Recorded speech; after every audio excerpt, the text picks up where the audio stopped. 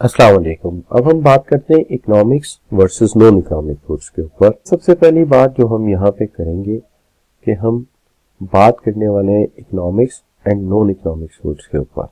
यहाँ पे जो हम बात करने वाले हैं इसका ताल्लुक सबसे पहले तो इस चीज़ से है कि इकोनॉमिक गुड्स क्या होती है।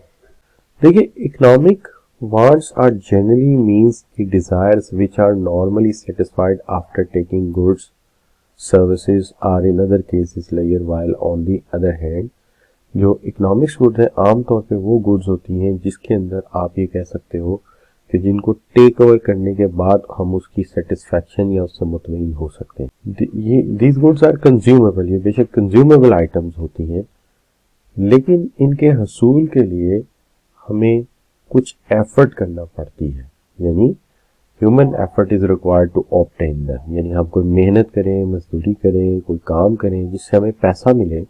क्योंकि ये जो इकोनॉमिक गुड्स होती हैं scarce in relation to its demand होती हैं, अपनी डिमांड के मुकाबले में कम होती हैं, लिहाजा इन्हें हासिल करने के लिए हमारे पास पैसे होने चाहिए, हमें कोई कोशिश करनी चाहिए जिसके बदले में ये हमें मिल जाए। जबकि non economic wants are normally human needs which needs to be satisfied without involving monetary value। इसके अंदर कोई monetary value इन्वॉल्व नहीं होती, ये चीज़ें मुफ्त होती हैं। मिसाल के तौर पे एयर है और वाटर है। जबकि इकोनॉमिक वांट्स वो वांट्स होती हैं या इकोनॉमिक गुड्स वो गुड्स होती हैं जिसको पैसों के बगैर हासिल नहीं किया जा सकता, क्योंकि ये स्कैर्स इन नेचर होती हैं। अगर आप इसी बात को इस तरह देखते हो कि economic versus non economic activities, देखिए वो एक्टिविटीज जिसके बदले में हमें कुछ रिटर्न मिलता है in terms of monetary reward, हम उन्हें इकोनॉमिक एक्टिविटी कहते हैं। तो economic activity refers to human activity to production and consumption of goods for services for economic gain, के जिसके नतीजे में हम प्रोडक्शन करते हैं या हम किसी चीज को इस तरह से इस्तेमाल करते हैं जिसके बदले में हमें कोई इकोनॉमिक गेन मिले, यानी कोई पैसा मिले। और non economic activity perform gladly, खुशी से की जाती है, जिसका एम ये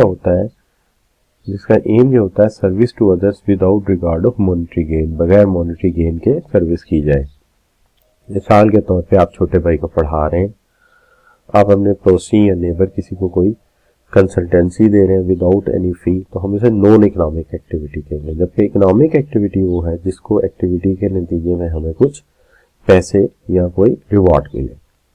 तो चलते हैं, बात करते हैं सबसे पहले the generally accepted definition of economic good. जो इकोनॉमिक गुड की जनरली एक्सेप्टेड डेफिनेशन है, हम इन्हें कहते हैं goods which are very expensive. ये तो कोई बात कंसर्न नहीं है।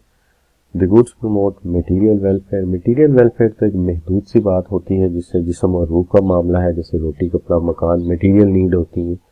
The goods which are scarce in nature are limited in supply. इनको हम कहते हैं ये हमारी कौन सी गुड्स हैं, these are we called economic goods, क्योंकि ये वाकई कामयाब होती हैं, ज्यादा दस्तयाब नहीं होती और लिमिटेड इन सप्लाई होती हैं।